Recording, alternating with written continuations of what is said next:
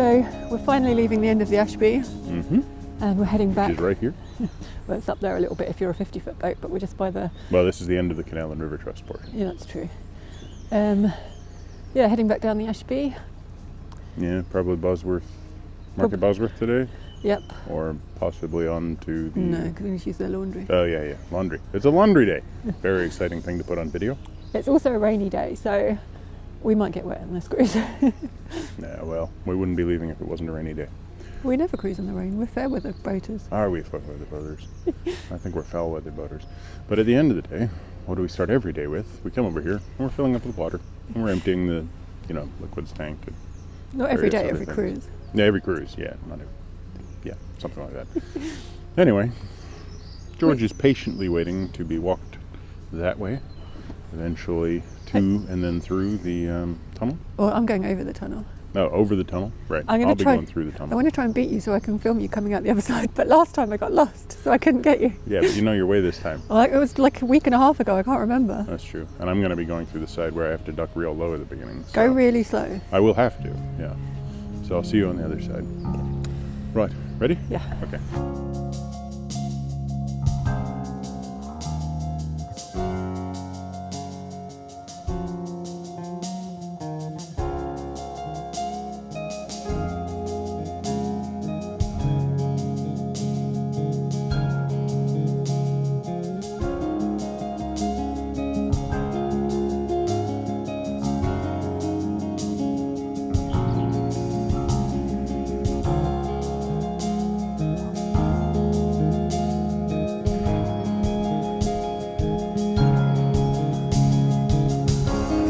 I've been here hours. Where have you been?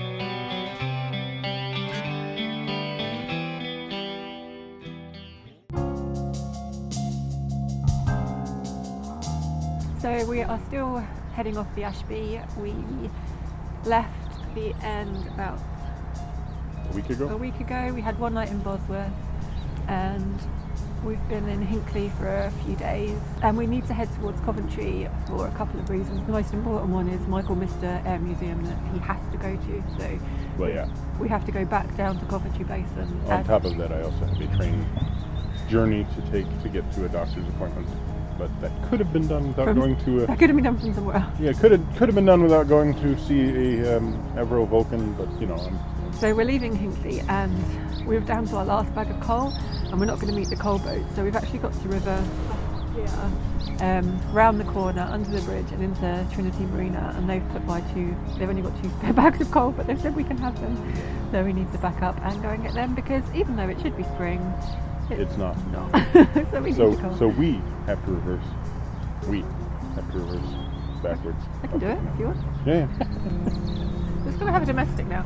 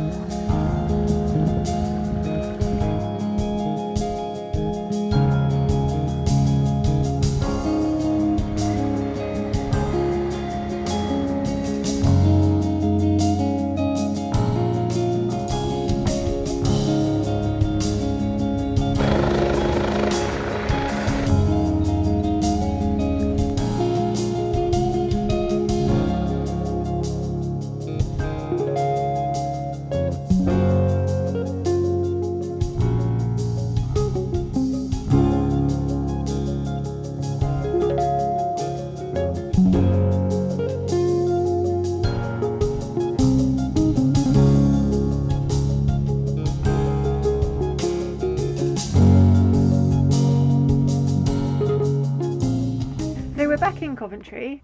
The cruise from Hinckley to just outside, just beyond Hawkesbury Junction, was fairly eventful. So we started off with the big reverse manoeuvre, which you did like a pro. Yeah. Assisted by the wind being favourable. Assisted greatly by the wind being favourable. And the bow thrusters. Well, it's probably easier than without them. That's what I'm saying. It's a lot easier. I understand people going like, oh, bow thrusters, but it really is because they're jealous.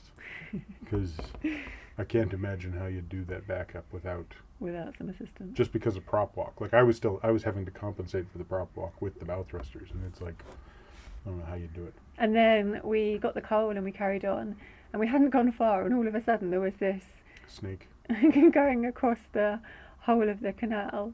All I could do was go, what is going on? Okay. So just as we got to it, the guy, basically they were pumping water from one side of the canal to the other. Nothing to do with the canal. There was some water off one side and they needed to get it off the other side.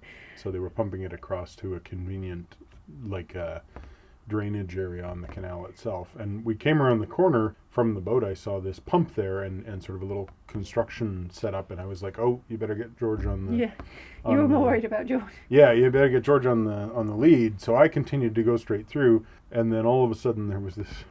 They basically switched on the pump. And this big, tube thing that was going from one side of the canal to the other, filled with air and water, and just popped up in front of Michael. So all of a sudden this thing that's about maybe a foot in diameter, just a bright yellow thing, just shoots to the top of the canal and inflates like this snake going across it. And it didn't stay there for long, because then as soon as it filled with water, it sunk again. Yeah. But you were like, okay, into reverse, need to stop. Yeah. And then... and there was nobody there. There was nobody... Well, there was a guy there, but he wasn't visible from where I was. No, he was off to the side, and I was waving to him going, can we go? Can we go? And then he came running, he literally came scrambling up. Oh, did he? Okay, good. Came to a complete stop maybe, 6 feet away from it. So, it wasn't... If I'd gone over it at the moment that it came up, it would have hit the prop. But it went up and it went down so fast that it probably would have been fine. It scared the bejesus out of me. So that was a bit weird. And then we carried on and... And then there was the helicopter. Yeah, it was just hovering for ages. It was like it was following us almost. I mean, I don't know what oh, well, I did figure that out. There was that line of moored boats and then a line of trees. And then just beyond the trees was a large construction project. Because it was electricity or something. Yeah, the helicopter says electricity on the side, which isn't all that helpful because it's like, no, it's a helicopter. But it should be a really peaceful section of canal. And it was just this helicopter for this 20 consistent minutes. roar, and it kept bouncing from one side of the canal to the other, and it was just a lot of noise in a very small space. And it was a shame because it should have been quite peaceful. And then we left the Ashby Canal finally, which was quite sad. And then it was a bit of a shame that we turned left onto the Coventry Canal instead of right, because we want to go somewhere new now. Yeah. Because the whole way back down the Ashby, we're going we're repeating what we've already done, and then coming down to Coventry with. We were here 6 weeks ago, and it feels like we haven't made any progress. Except for I had to get into London for a eye checkup, and without going into Coventry, it would have been. Well, no, you could have gone from Nuneaton. So the Nuneaton, real reason was because you wanted to go to the museum. Yeah, okay, fine. I wanted to see the Vulcan. So yeah, it's nice being back in Coventry Basin, but we're keen to start making more progress and move a little bit faster. And we've I decided what we're doing next, and Michael agreed. Yeah, so we're going to go up the Coventry Canal to Fazeley Junction, and then we're probably going to go... What's that bit of canal? That's the rest of the Coventry up through Huddlesford Junction to Fradley Junction. And then at Fradley Junction, we're going to probably go onto the Trent and Mersey up to Long Eaton. Yeah. Derby. Long Eaton and the junction with the Grand Union. And then we might do the Erewash Canal, just because it's there. So yeah, basically, because we think we're going to be moving quite fast through this section, if anyone has got any tips on things that we should see and do while we're on there, let us know. So there, come down the River Soar to the Grand Union. Through Leicester to Daventry. Yeah, Daventry, maybe this little portion onto Market Harbour, and then back, essentially, through the Braunston Tunnel, and then... So we'll do that little section between Daventry, the Braunston Tunnel and Napton Junction, which isn't very long, that we were on before. Mm-hmm. But instead of turning up the Oxford, down the Grand Quay. yeah, we'll carry on down the Grand Union and head towards Birmingham, I guess. So that's the rough plan. And there is the option of going down to Stratford-upon-Avon, or continuing up through Birmingham and Getting lost in that maze. Getting lost in the maze. Yeah. I mean, the main thing we're trying to figure out is we've we kind of pushed quite quickly through most of last year, to the end of last year. Yeah, and then we sort of slammed to a halt when we got to more or less Daventry. No, because going down the Trent and Avon, we were really slow to start with while we were doing the solar and the batteries. We were really slow, and then coming back up the Trent and Avon, we did it in 3 weeks or something. And then we pushed quite hard to get through the Oxford because of the winter closures. And then, in complete contrast, between Rugby and here, we've had lots of 2-week stops. Yeah, so basically we haven't found the balance of moving yet. No. These 3 winter months they've been really good. I haven't found winter that hard continuously cruising. No, I mean, I had some issues with I'm a little bit affected by the seasonal thing, and sort of seasonal affective disorder. Not moving didn't help that. Every time we moved, it helped my mood. And when we got frozen in and really stuck, it was because you couldn't even have the option to move then. Yeah, it was beautiful. Don't get me wrong, the canals are gorgeous when they're frozen and all the ice is really nice. But more than a day or two, and I start feeling a little bit hemmed in. And also, I've had some frustration with my work on the computer and everything, and when that's building up and I can't move, it's like, well, I've spent too many days working. I need some time off, and the only thing I can do with my time off essentially is wander into town. Yeah, wander into town or stoke the fire. Right? Yeah. I mean, it's a little isolating, although it's not as isolating as I thought it would be. No. In fact, actually, the winter was in a lot of ways easier than I thought it would be. Because there's nice things about the winter in the fact that there's just no boats around. And we figured out how to kind of make sure, try and judge the weather and make sure we're in places where there's at least a reasonable access to services and stuff. Yeah, we've never been anywhere where we couldn't get food. For the most part, it's been pretty good. And we can have longer moving days now because, when it's getting dark at 4 o'clock, we'd be wanting to stop by... we'd want to be finding a mooring by 3, otherwise you'd start to worry. Yeah. We haven't cruised in the dark. A lot of people do, but we haven't done that yet. We do have this ambition of we want to do the whole network, and we don't have a timescale on it, but things change, and we might not want to be doing this in a year's time or 2 years' time. So we may not be able to. Yeah, we might not be able to afford to do it.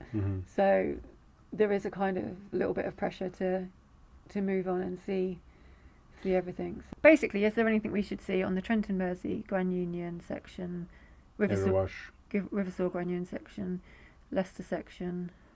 Is there anything we should see?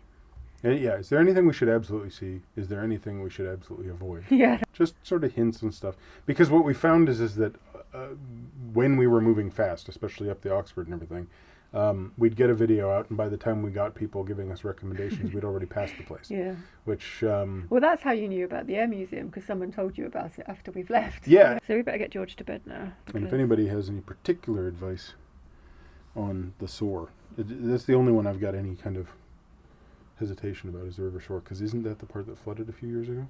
I can't remember. We need to look it up. But we've got till Fradley Junction to decide anyway. Yeah. So thanks for watching, and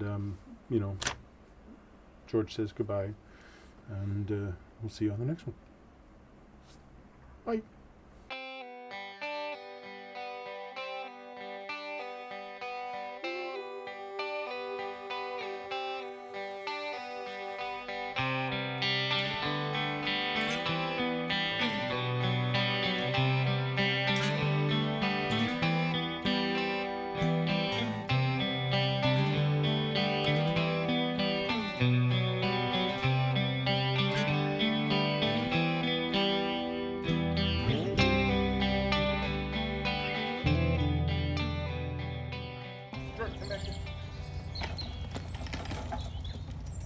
Ready, George?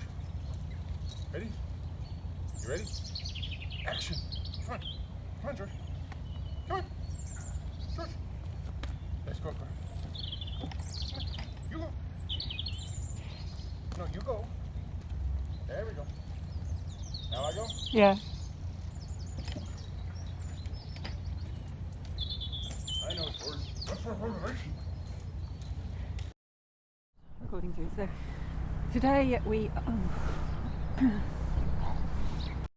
okay. Okay, so I'm crying over my radar. Oh. George is making himself known.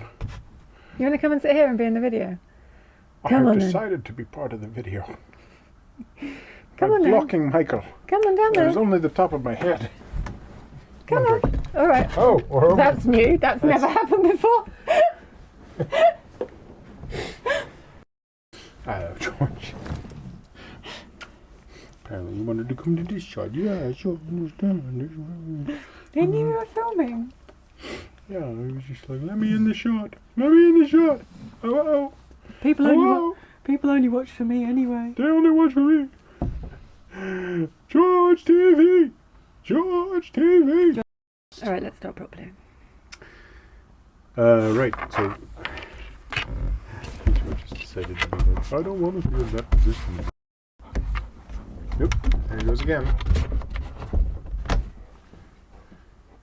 Yes. You want some water? Water? George is such a pain. He's got water. You've been good. Oh, you want your ball throwing? I see. I'm not impressed with this walking across the table malarkey. That's pretty malarkey. Alright. I don't know what to do.